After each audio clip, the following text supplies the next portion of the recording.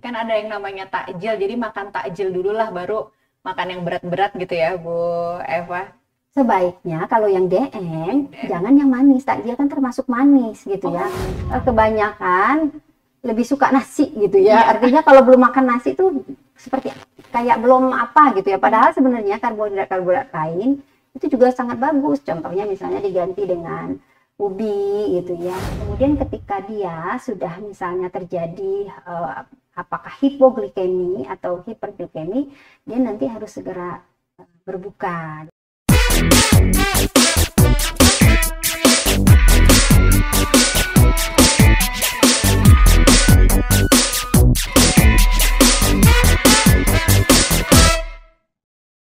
Hai Healthies, Kementerian Kesehatan Podcast atau Kemenkes kembali hadir kali ini di episode 10 ya. Dan kalian bisa lihat di episode 10 ini kita spesial karena ada di set baru. Semoga juga bisa memberikan manfaat lebih banyak, memberikan informasi dan juga menghibur kalian semua ya. Dan kali ini tentu saya tidak akan sendirian Healthies kalian ya. Nanti saya akan berbincang bersama dengan narasumber untuk membahas informasi seputaran Ramadan sih sebetulnya ya. Kita kalau ngomongin Ramadan tentunya ngomongin takjil, menu sahur, atau mungkin juga buka bersama, atau mungkin juga udah kepikiran untuk beli baju lebaran ya Healthies. Dan kali ini tapi yang akan kita bahas adalah bagaimana makanan-makanan yang kita konsumsi selama Ramadan itu juga bisa membuat teman-teman yang mungkin pengidap diabetes ini bisa tetap terkendali dalam tema puasa terlampaui diabetes terkendali. Dan sudah bersama saya ini ada Dr. Eva Susanti, SKP MKes selaku Direktur Pencegahan dan Pengendalian Penyakit Tidak Menular Kementerian Kesehatan.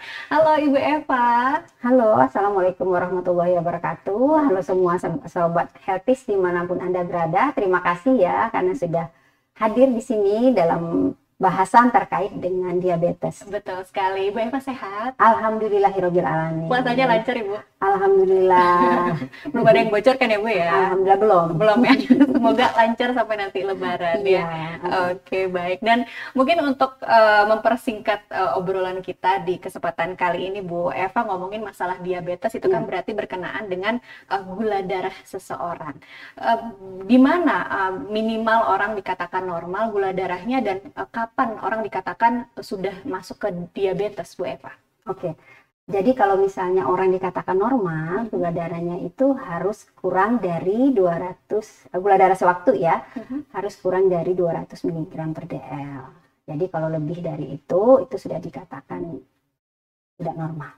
Oke, dan itu harus dicek tentunya ya, nggak bisa sembarangan. Iya, harus dicek gula darahnya. Tapi sebenarnya kita sekarang udah ada di puskesmas, jadi silakan teman-teman mau sahabat healthy semuanya untuk memeriksakan kadar gula darahnya kita punya di puskesmas gratis ya atau di posyandu. Oke, jadi sambil nganterin anaknya timbang badan kita sambil cek juga ya Bu Iya. Eva. Oke, baik. Nah, tapi ini pertanyaan selanjutnya ini bulan Ramadan mungkin juga jadi momen umat muslim untuk beribadah dan sebagainya. Tapi yang diabetes boleh puasa nggak sih Bu Eva? Boleh. Jadi seseorang yang diabetes itu boleh puasa ketika gula darahnya terkendali, Mbak. Jadi seperti itu. Nah, kami juga di Kementerian Kesehatan kan khususnya di Direktur PTM, kita kan sudah punya yang namanya diharapkan seluruh pasien diabetes itu 3 kali berturut-turut cek gula darah harus terkendali. Jadi seperti itu. Nah, target kita pada tahun ini diharapkan penduduk usia 15 sampai 59 tahun itu dilakukan pemeriksaan deteksi dini PTM itu sebanyak sekitar 70% target kita tahun ini. Dan kesemuanya ini sudah ada di puskesmas dimanapun sahabat Healthies berada untuk dilakukan pemeriksaan secara gratis. Jadi jangan sampai kesempatan ini nggak diambil. Jadi sambil berpuasa ya tetap melakukan pemeriksaan bagi teman-teman yang sudah ya mengidap penyakit tidak menular khususnya diabetes ataupun bagi teman-teman Healthies yang memang mau memeriksakan diri ingin tahu gitu ya kira-kira seperti apa keadaannya silakan. Oke, karena kan kadang juga kita ngerasa sehat tapi pas dicek tahu-tahu udah lewatin batas ya Bu Eva. Tapi itu sih yang paling penting gratis pemeriksaannya. Iya, kita siapkan. Oke, baik. Nah, ini juga sebetulnya kami melempar polling ke Healthies terkait dari apakah penderita diabetes boleh berpuasa atau tidak. Nah, buat kamu yang menjawabnya tidak, ya nggak bakal dimarahin juga sih sama Bu Eva ya. Tapi untuk yang menjawab iya, berarti kalian jawabannya benar. Nah, tapi kemudian Bu Eva, selama Ramadan ini kan tadi harus terkendali gula darahnya. Tapi setahu saya bukan pengidap diabetes ya, cuman sering dengar bahwa mereka harus mengkonsumsi obat-obatan secara rutin. Nah, sedangkan kan kalau puasa nggak boleh makan, nggak boleh minum. Aturan minumnya seperti apa kemudian Bu Eva? Iya, jadi kan kita harus mengatur ya. Pertama yang terpenting ketika sahur gitu ya, diusahakan makannya itu di waktu yang sudah mendekati imsak gitu ya. Supaya nanti bisa baik gitu untuk gulanya. Nah, kemudian untuk minum itu juga kita sarankan dia harus entar dulu, makanan kan dia harus dipenuhi ketika sahur itu 30-40%-nya. Nah, ketika berbuka itu dia harus memenuhi kalori itu sekitar dari kebutuhan totalnya ya. Dia harus memenuhi sekitar 50-60%-nya. Dan ada camilan gitu ya, diantaranya itu sekitar 10-20%-nya dipenuhi. Jadi seperti itu untuk mengatur kadar kalorinya gitu ya. Nah, kemudian untuk minum, jadi dia juga harus mengatur minumnya dengan cukup gitu ya. Jadi jangan sampai juga kurang. Kemudian ketika dia sudah misalnya terjadi apakah hipoglikemi atau hiperglikemi, dia nanti harus segera berbuka. Jadi ketika kondisinya sudah ada kondisi-kondisi seperti itu baru dia berbuka. Jadi bukan berarti dia nggak puasa gitu ya. Tapi jangan memaksakan diri mungkin ya, Bu Eva. Kalau udah ada di kondisi-kondisi yang tadi disampaikan, berarti ada memang tanda-tanda yang sebaiknya kita jangan memaksakan untuk tetap berpuasa seperti itu, Bu. Ya, misalnya kan dia tremor gitu ya. Terus dia pingsan, terus dia lemes, kemudian berkunang-kunang gitu ya. Jadi harus seperti itu. Jadi dilihat kondisinya. Kalau memang sudah kondisinya seperti itu ya untuk berbuka ya. Tapi kalau misalnya kondisinya baik-baik saja, ya harus tetap berpuasa. Tapi jangan alasan juga gitu ya, diabetes enggak, kunang-kunang enggak, tapi pengen buka puasa tetap. Ya, itu namanya emang sengaja. Oke, berarti boleh berpuasa, tapi itu dia ya, makanan dari sahur, berbuka itu harus diperhatikan kalori asupan yang ada dalam tubuh. Iya, dia kan harus kurang dari 2000 ya kilokalori per orangnya, kan dilihat kondisi berat badan, tinggi badan. Nah, kemudian untuk seratnya juga harus diperhatikan, cukup serat ya. Kemudian buahnya juga harus ada gitu ya. Kan sebenarnya kita itu pada dasarnya sudah ada perhitungan kalori yang harus masuk ke orang-orang dengan diabetes juga ya kan.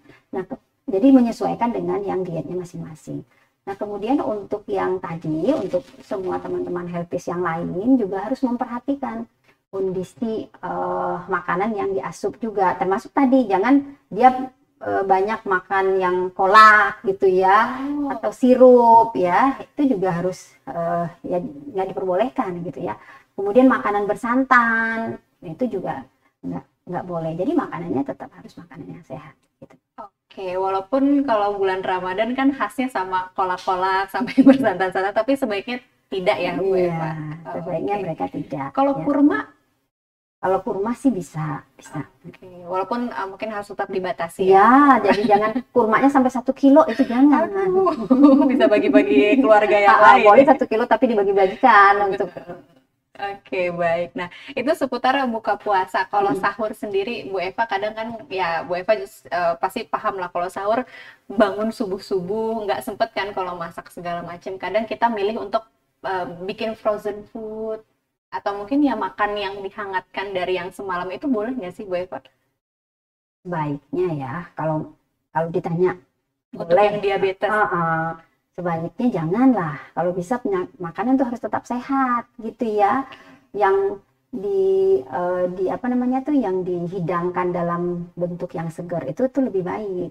Maksudnya kalau misalnya makanan itu yang langsung dimasak gitu ya, kan nggak maksudnya kalau terlalu diawetkan itu tadi ya, seolah gitu ya, diawetkan kan, kalau dia di ini itu jangan, itu juga kan makanan diawetkan juga nggak baik bagi kesehatan. Oke, walaupun praktis tapi tidak lebih sehat ya. Iya, tapi tidak lebih sehat gitu ya. Jadi ya bisa teman-teman, maksudnya seperti ikan misalnya udah dibumbu nanti tinggal dimasak kan seger tuh, nggak mesti di ini kan, nggak mesti di lama-lama kan gitu ya. Kemudian sayur ya langsung disaji, maksudnya mau direbus tapi langsung saat itu, nggak direbusnya dari malam, itu kan lebih baik ya dibandingkan dengan yang tadi yang disampaikan itu.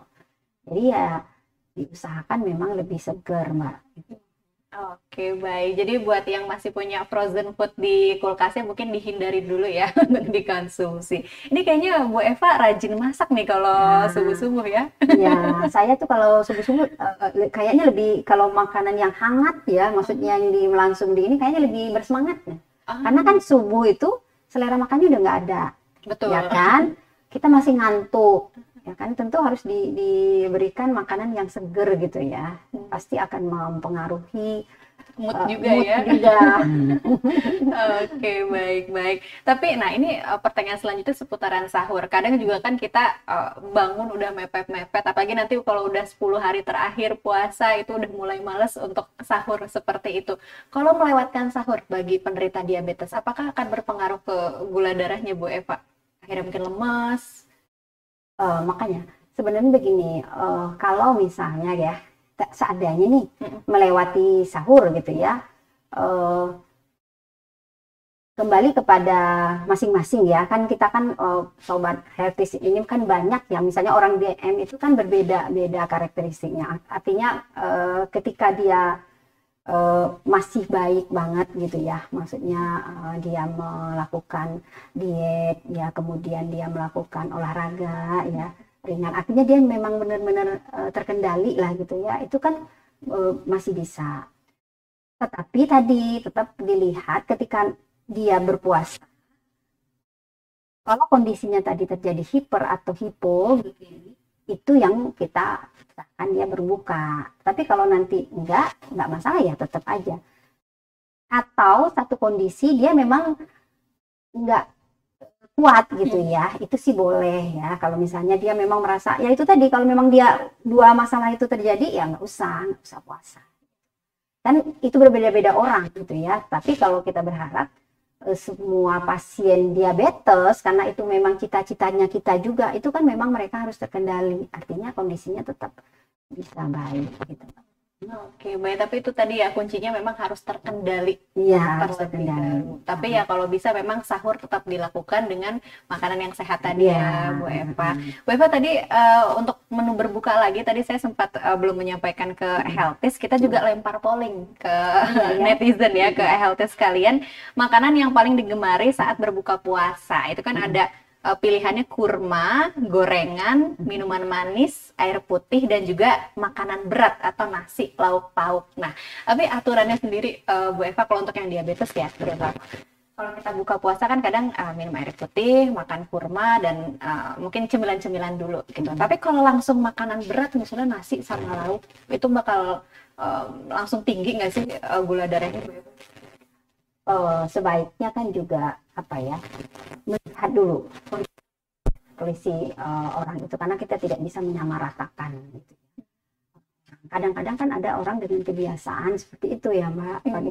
Bagi orang-orang tertentu dia kebiasaan seperti itu, dia nggak apa-apa gitu ya, seolah-olah begitu ya. Sebaiknya makanan yang ini dulu lah, yang kadar gulanya jangan terlalu tinggi sekali dulu gitu ya. Jadi pelan-pelan gitu ya. Jadi boleh dia mengkonsumsi yang kayak tadi ada polling kurma dulu gitu ya. Terus nanti pelan-pelan minum, terus baru makan gitu ya. Ya dilihat kondisinya masing-masing gitu ya, Mbak. Karena itu tadi saya sampaikan, pada orang-orang tertentu memang dia harus makan dulu berat, langsung dia kayaknya langsung seger tuh gitu ya, sepertinya seolah-olah gitu ya. Itu kan tergantung kebiasaan. Tetapi sebaiknya memang diatur supaya jangan kaget dan Iya, perutnya juga pasti kaget ya langsung seperti itu. Kayak pelan-pelan lah gitu ya, dimakan dulu yang kurma, terus nanti makannya jangan terlalu banyak banget nasinya gitu ya. Jadi jangan langsung gitu semangat banget gitu kan itu juga mempengaruhi ininya. Ya tetap buah dan sayurnya, tetap cukup dengan apa namanya proteinnya gitu ya. Kemudian minumnya juga cukup ya, seperti itu. Kan nanti tadi kan udah disampaikan bahwa dia sekitar kalau dia butuh kalori misalnya 2000 misalnya ya, dia harus membagi ketika buka itu hanya sekitar 50-60%. Begitu juga nanti ketika sahur dia 30-40%. Cemilannya antara dua itu ya sekitar 10-20%. Jadi seperti itu. Oke, baik. Kan ada yang namanya takjil, jadi makan takjil dulu lah baru makan yang berat-berat gitu ya, Bu Eva. Sebaiknya kalau yang DM, jangan yang manis. Takjil kan termasuk manis gitu ya. Tapi kecuali gitu ya, membuat takjilnya yang nggak manis gitu ya, misalnya. Atau takjil juga kan kalau yang bersifat santan juga nggak boleh gitu ya. Jadi ya harus diperhatikan buah-buahan mungkin ya, sebaiknya gitu ya. Oke, baik ya, mungkin memang agak terdengar, aduh masa makan buah lagi ya, tapi kalau memang kondisinya DM, ya itu lebih baik seperti itu ya, pilihannya dibandingkan yang santan-santan. Tapi dia kan tetap harus makan nasi. Setelahnya. Ya, kan tadi langsung, makanya saya bilang, kalau misalnya dia memang sudah merasa lemes banget, mau makan nasi, lihat kondisinya.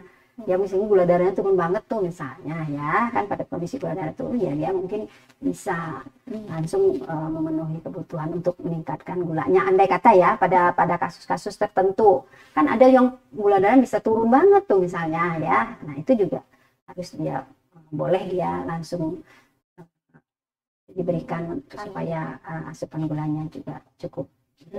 Oke, tapi tadi yang menarik Bu Eva sampaikan, nasinya jangan lebih banyak daripada lauknya. Oh ya? Iya. Tapi kan udah harus mengatur gitu ya.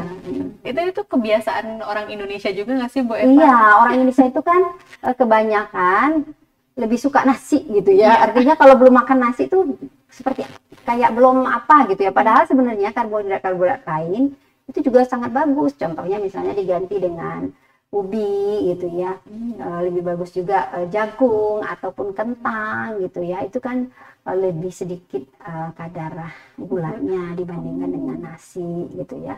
Jadi ya itu aja sebenarnya, boleh sih diganti misalnya mau gitu ya, lebih diganti dengan apa namanya yang kadar gulanya nggak terlalu tinggi. Atau nasinya itu tadi yang nasi tinggi serat gitu ya.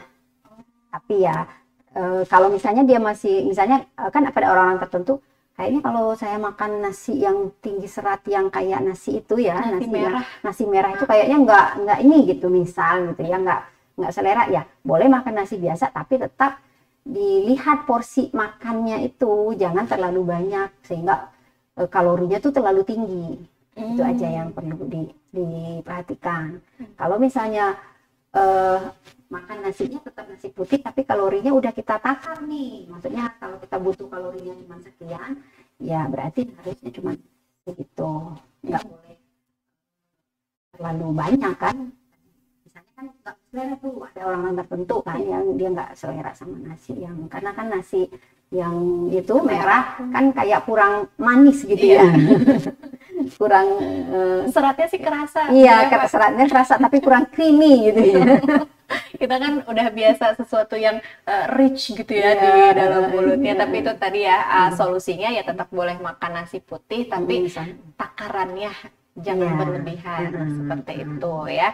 Oke, atau mungkin konsultasi ke dokter dulu sebelumnya boleh juga ya Bu Eva? Iya, jadi kan sebenarnya kan orang diabetes itu kan sebenarnya sudah ada kadar apa namanya asupan gizi yang mereka harus patuhi. Misalnya dengan berat badannya sekian, tinggi sekian, dia kan harus sudah ada tuh sebenarnya dietnya. Itu aja yang diperhatikan. Nanti tinggal biasanya kan kita ketika pasien dari rumah sakit, ketika pulang mereka kan selalu dibekali ya dengan berapa sih energi yang mereka harus makan, apa saja mereka yang boleh, ya ikutin itu diet yang sudah ditetapkan gitu ya, bagi masing-masing pasien yang diabetes.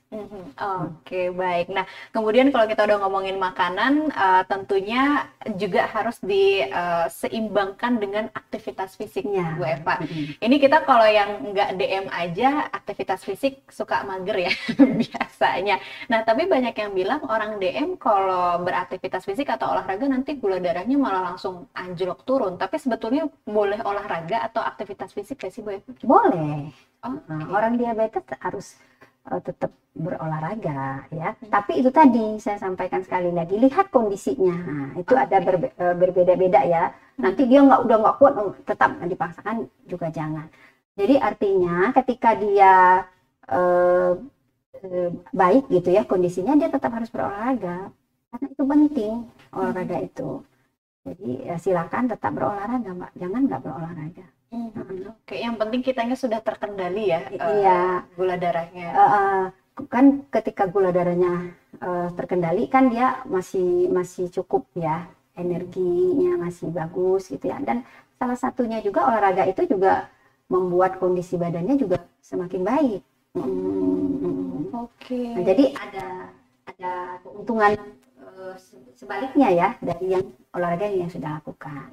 Tapi itu tadi mesti diingat, dilihat kondisinya dulu. Jadi orang per orang itu memang ada perbedaan.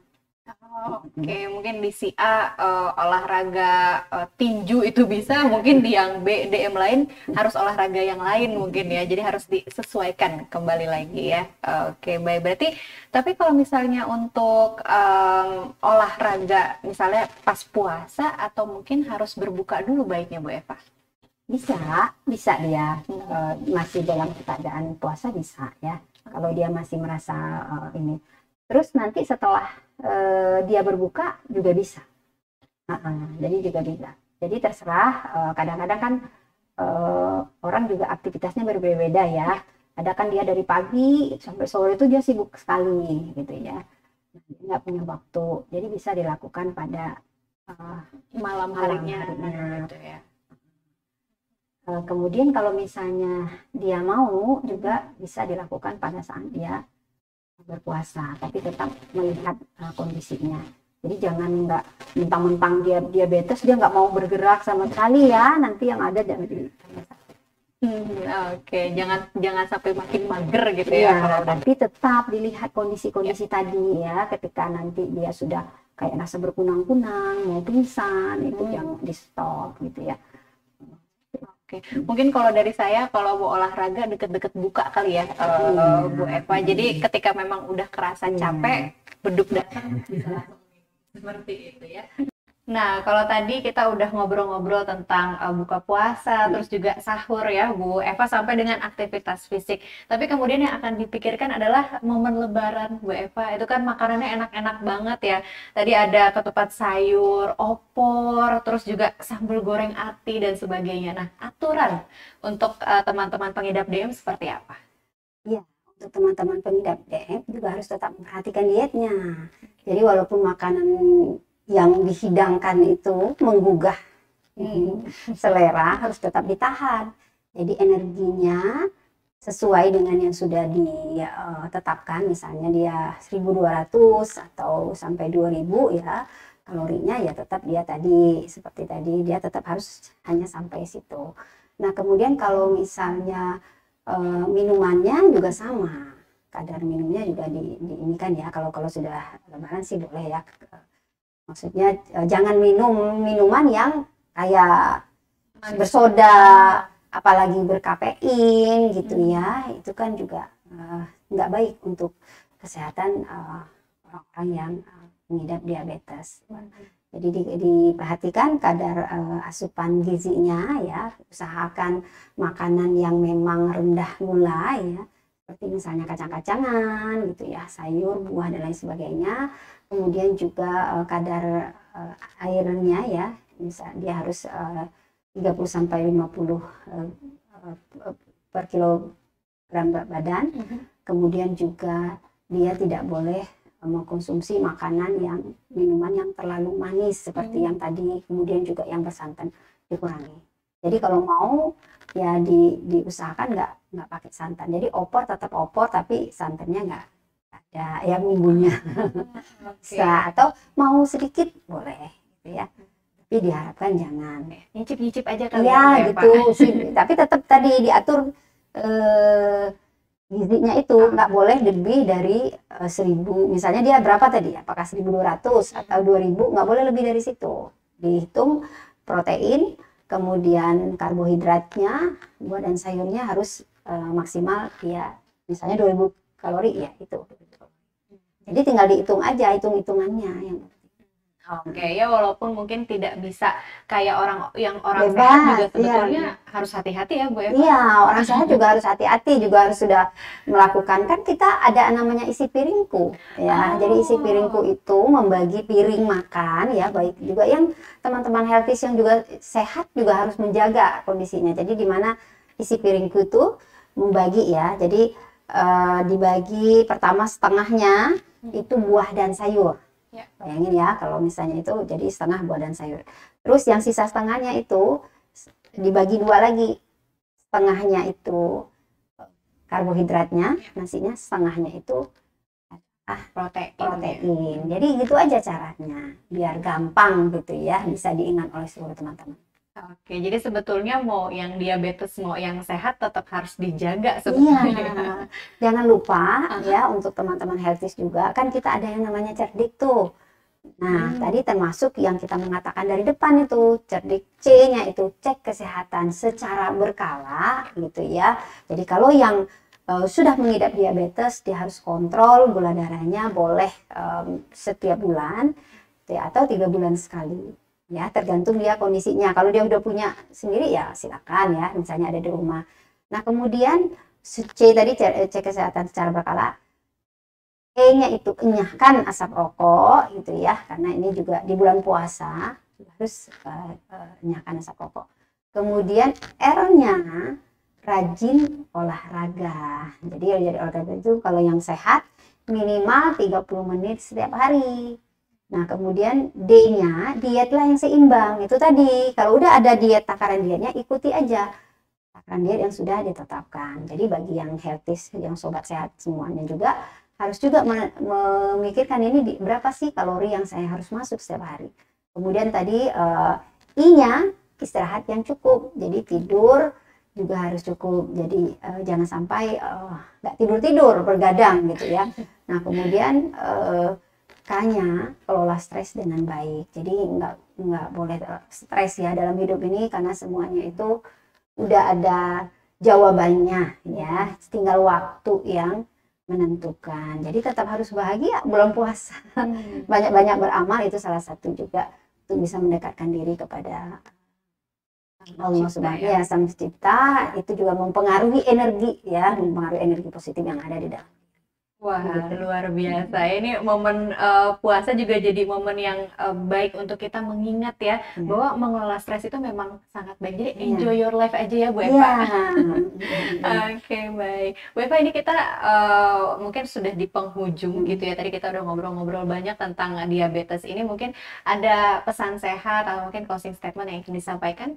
Iya. Terima kasih untuk Sobat Healthies dimanapun Anda berada, tetap jaga kesehatan, puasa tetap dijalankan, terutama untuk yang diabetes tetap melakukan dietnya ya, kemudian tetap aktivitas, kemudian tetap obatnya jangan lupa tetap diminum. Oke, baik. Terima kasih banyak Bu Eva atas waktunya. Nanti kita akan ngobrol-ngobrol lagi sama Bu Eva, tapi di episode selanjutnya begitu ya. Jadi saya mau mengucapkan terima kasih untuk Dr. Eva Susanti, SKP MKes selaku Direktur Pencegahan dan Pengendalian Penyakit Tidak Menular Kementerian Kesehatan.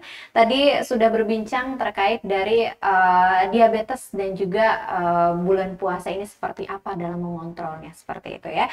Dan untuk healthy sekalian, untuk mendapatkan informasi seputaran kesehatan, silahkan mengunjungi di www.sehatnegeriku.kemkes.go.id. Kemudian bisa menghubungi di Halo Kemenkes 15567 atau mention Twitter @kemenkesri. Kemudian dengarkan di radiokesehatan.kemkes.go.id. Saatnya saya dan juga Bu Eva ya harus pamit undur diri. Jangan lupa untuk subscribe ini ya channel Kementerian Kesehatan. Nyalakan loncengnya biar kamu jadi orang pertama yang tahu di episode selanjutnya di Kementerian Kesehatan Podcast. Saya dan Bu Eva pamit undur diri. Selamat kembali beraktivitas, salam sehat.